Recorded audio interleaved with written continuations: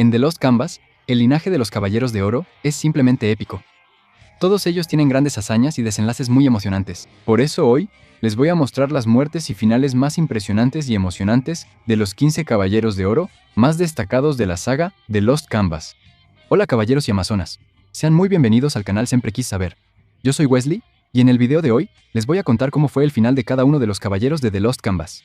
Vamos directamente al siglo XVIII, donde la autora Shiori Chirogi nos mostró que el título de Caballero de Oro está marcado por guerreros épicos que desafiaron a los dioses y lograron hazañas impresionantes. Así que ya ve comentando cuál es tu Caballero de Oro favorito de esta saga. Y claro, dale like, suscríbete al canal, activa la campanita y vamos con este super video.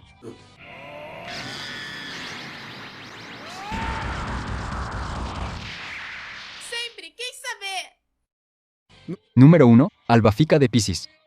A diferencia de la mala fama que la constelación de Piscis ganó en otras eras, Albafica es la definición de nobleza. Debido a su entrenamiento y al pacto de sangre con su maestro, la sangre de Albafica se volvió un veneno mortal.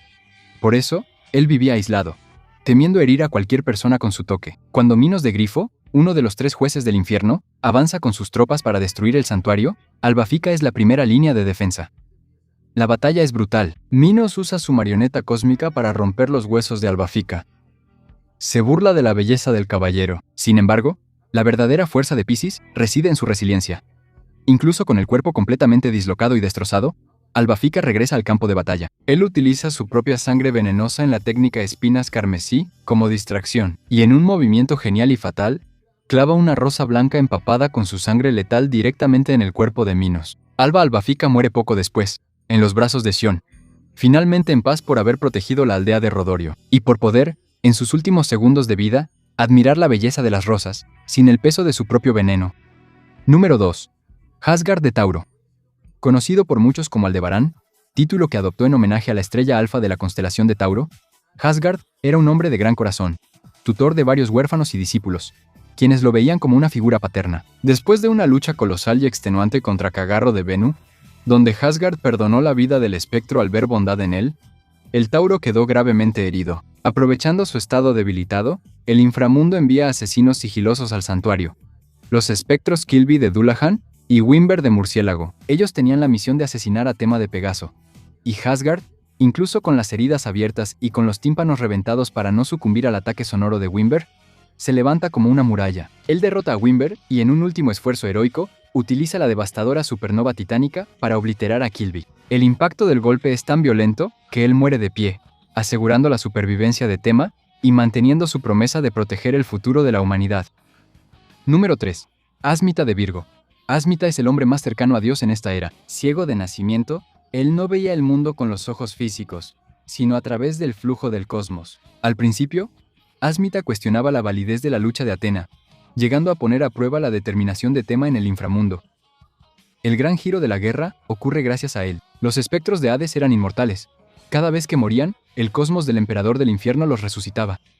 Y para romper ese ciclo, era necesario crear un artefacto divino. Asmita viaja hasta la cascada de sangre, en el infierno, para recoger los frutos del árbol Mukurendi. Para infundir el poder necesario en la creación del famoso rosario de 108 cuentas Asmita, tuvo que elevar su cosmos hasta el límite extremo, alcanzando el Araya Shik, siendo este el octavo sentido. Al liberar toda su energía vital, Asmita sella la inmortalidad de los espectros para siempre, perdiendo la vida en el proceso. Antes de desaparecer, su visión es restaurada temporalmente cuando se convierte en espíritu, permitiéndole ver el rostro de Tema y dándole un último consejo. Número 4. Manigold de Cáncer. Manigold es, sin duda, uno de los personajes más carismáticos de toda la obra. Discípulo del gran maestro Sage, creció viendo las almas de los muertos, lo que le dio una visión cínica y burlona sobre la fragilidad de la vida. Pero detrás de la sonrisa sarcástica, había un sentido del deber inquebrantable. Cuando el propio dios de la muerte, Thanatos, decide intervenir directamente en la guerra, Manigold y su maestro Sage invaden el escondite de los dioses gemelos. La diferencia de poder entre un humano y un dios es abismal, pero Manigold no se intimida. Usa las almas y el Sekishiki Mekai para herir al dios. Y en el clímax de la batalla, para destruir el cuerpo físico del huésped que Thanatos estaba utilizando en el mundo terrenal, Manigold hace lo impensable. Él se lanza, junto con el receptáculo del dios, en una grieta dimensional de la hiperdimensión, sacrificando su cuerpo físico para asegurar que su maestro pudiera sellar el alma de Thanatos en la caja de Atena. Manigold muere sonriendo, demostrando que ni siquiera la muerte puede intimidar a este caballero. Número 5. El Cide de Capricornio. El Cide es la personificación de la disciplina, un hombre de pocas palabras, cuya única obsesión era perfeccionar su brazo derecho, hasta que se convirtiera en la espada sagrada capaz de cortar cualquier cosa, además de otorgarle la Excalibur. Su misión principal fue rescatar el alma de su gran amigo Sísifo de Sagitario, que había sido aprisionada por los dioses de los sueños, los subordinados de Hipnos. Durante la invasión al mundo de los sueños, el Cide tiene su brazo derecho amputado por el dios Ícelos. Cualquier otro guerrero entraría en pánico, pero el Cide sigue luchando, usando su propia sangre que estaba brotando para trazar la trayectoria de sus golpes y decapitar a los enemigos. Después de derrotar a los dioses fantasmas y a Ícelos, él se enfrenta a la fusión de los 4 dioses de los sueños, y cuando Sísifo dispara una flecha dorada infundida con el cosmos de Atena en el santuario, el Cide usa lo que queda de su brazo amputado para cortar la flecha en 4 partes iguales, alcanzando simultáneamente las 4 almas de Oneiros. Y en el último segundo, para proteger a Tema del contraataque desesperado del dios moribundo, el Cide se lanza frente a la explosión, muriendo como una verdadera espada protectora de su diosa. Número 6. Sísifo de Sagitario. Sísifo de Sagitario era considerado el pilar moral del santuario. Él fue el responsable de encontrar a Sasha en Italia y traerla para que cumpliera su destino como Atena. Este acto le trajo una inmensa culpa por haber arrebatado a Garuda una infancia pacífica, al lado de su hermano Alón y de Tema. Durante la campaña rumbo al Lost Canvas en la nave voladora, el ejército de Atena es detenido por Ayacos Ayacoyi Garuda, siendo este otro juez del infierno. Sísifo libra una batalla monumental, donde llega a perforarse los propios ojos para alcanzar el 8º sentido y derrotar a Garuda. Pero su prueba definitiva ocurre frente a la puerta de The Lost Canvas. Para abrir la entrada a los templos, era necesario equilibrar una balanza mística con el propio corazón, puro como el de un caballero. Sin dudar, Sísifo se mete la mano en el propio pecho y arranca su propio corazón, poniéndolo en la balanza y demostrando su lealtad absoluta a Atena. Incluso clínicamente muerto y sin el corazón en el pecho, su cuerpo se niega a caer. Él se une a Sion de Ares y Régulos de Leo para realizar la técnica prohibida, la exclamación de Atena, destruyendo así la puerta de The Lost Canvas antes de finalmente descansar en paz. Número 7. Cardia de Escorpión. Cardia es un pozo de adrenalina. Debido a una condición cardíaca grave, su corazón genera un calor tan absurdo que podría derretir sus propios órganos internos. Él fue salvado en su infancia por Sage y Crest, y fue Crest quien usó técnicas de hielo para estabilizar su cuerpo. Cardia vivía cada día como si fuera el último, buscando desesperadamente una pelea tan intensa que hiciera que su corazón ardiera al máximo.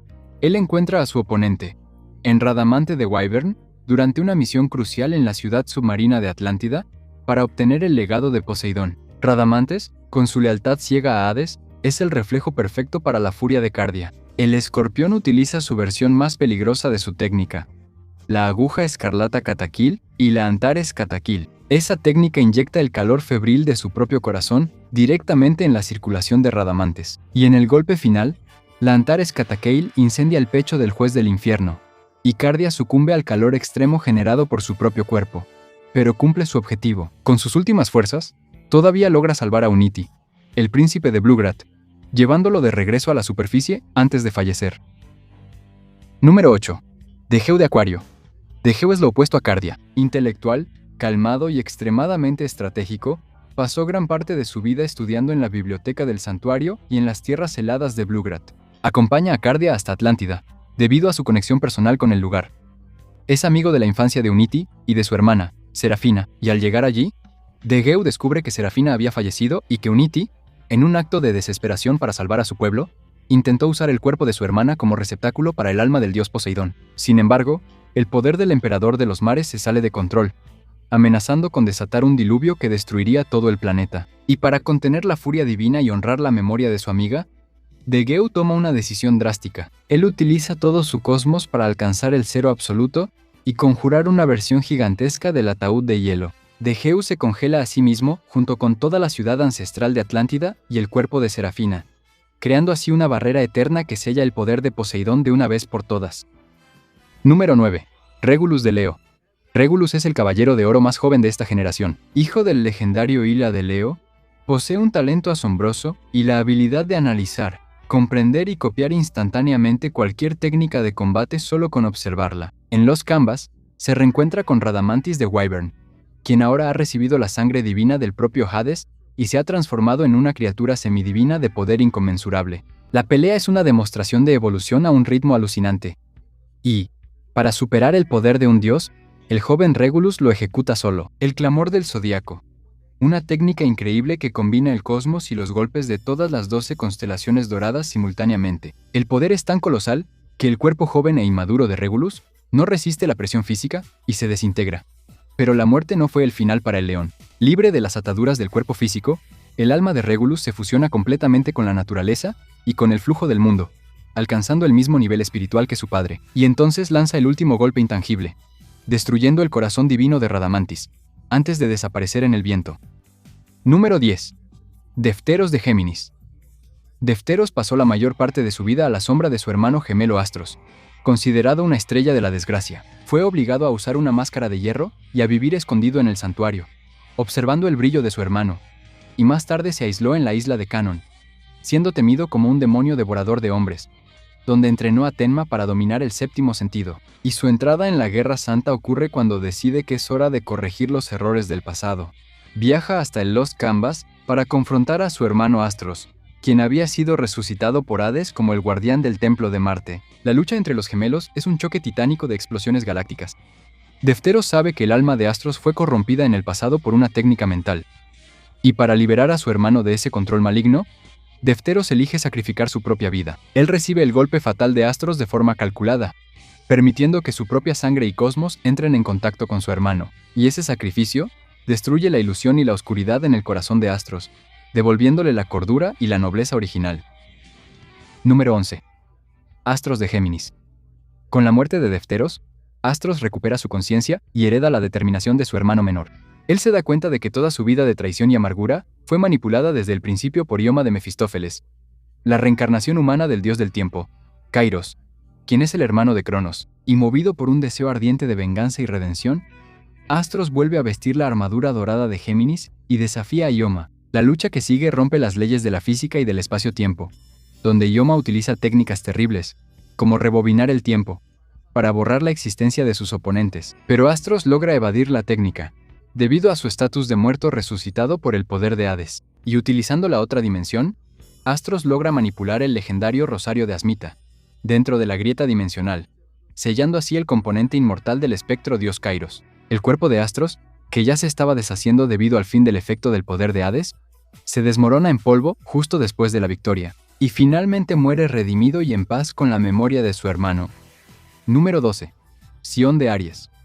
Sión de Aries, junto con su gran amigo Douko de Libra, es uno de los únicos sobrevivientes oficiales de esta sangrienta Guerra Santa del siglo XVIII. Discípulo de recolector de altar, Sión pasó gran parte de la guerra reparando armaduras y actuando como un puerto seguro estratégico para el ejército del santuario. Él presencia la muerte de casi todos sus compañeros de armas. Y en el clímax de la batalla, en el Lost Canvas, él enfrenta al propio Alón y Hades y ayuda a traer de vuelta las almas de los caballeros de oro muertos para crear la luz del sol que expulsa el alma del emperador del infierno del cuerpo de Aloni.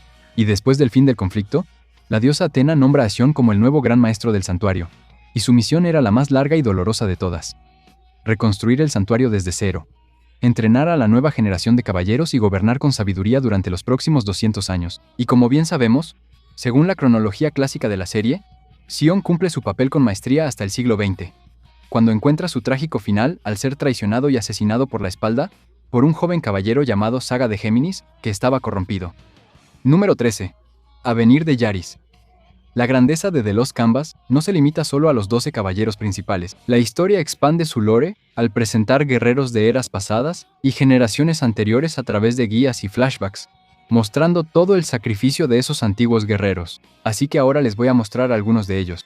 Comenzando con Avenir de Yaris, que es uno de los caballeros más fascinantes de esta obra. Él no pertenece originalmente a la era del siglo XVIII, sino a un futuro alternativo apocalíptico, donde Hades ganó la Guerra Santa, decapitando a Atena y también al Gran Maestro, erradicando así a la humanidad. Gracias al poder del dios Cronos, Avenir fue enviado de regreso en el tiempo, llegando al siglo XVI, a la generación de Hakurei Seiji. Él cruzó las eras vistiendo la armadura de Yaris para asegurarse de que el pasado cambiara y que Atena tuviera una oportunidad de ganar en el futuro. Avenir terminó muriendo en combate en esa era pasada, pero su sacrificio y sus recuerdos, grabados en la armadura de Yaris, fueron fundamentales para guiar a Sión siglos después. Número 14. Ilías de León. Ilias fue el caballero del león anterior y también padre de Regulus. Él era considerado el caballero más poderoso de su tiempo, siendo el primer humano en conectarse profundamente con la naturaleza a través del octavo sentido de forma pasiva. Islas sufría de una enfermedad pulmonar terminal y eligió vivir aislado en un bosque, lejos de las intrigas del santuario. Su muerte ocurrió cuando Radamantis de Wyvern invadió su refugio en el bosque. Aún gravemente debilitado por la enfermedad y escupiendo sangre, Islas luchó para proteger a su pequeño hijo Regulus, y también a los animales del bosque. Murió empalado por los cuernos de Radamantis, pero su muerte plantó la semilla de la evolución espiritual en Regulus, quien años más tarde usaría esa misma conexión con la naturaleza para derrotar a ese juez del infierno. Número 15. Rougonis de Piscis. Rougonis fue el maestro de Albáfica y el caballero de Piscis que lo antecedió. Sabiendo de la terrible soledad que acompañaba a la constelación de Piscis, Rougonis adoptó al pequeño Albáfica cuando este era solo un bebé, abandonado en un jardín de rosas demoníacas. Y para transmitir el título y el poder de Piscis, Rougonis realizó con Albáfica el ritual de los lazos de sangre, donde maestro y discípulo intercambian gotas de sangre diariamente durante años. Y ese proceso desarrolló la inmunidad al veneno en el discípulo, pero cobra un precio terrible. Aquel que posea la sangre menos tóxica morirá en cuanto el veneno del otro alcance su punto máximo. Rougonis lo sabía y sacrificó alegremente su vida, muriendo con una sonrisa en el rostro al ver que su discípulo había superado su toxicidad y estaba listo para heredar la armadura de oro. ¿Les gustó conocer el final trágico y emocionante de estos 15 caballeros dorados de la saga Lost Canvas? Comenten ahí qué caballero quieren ver en el próximo video. Y claro, gracias por ver este video hasta el final y hasta la próxima. Quemen su cosmos hasta el infinito.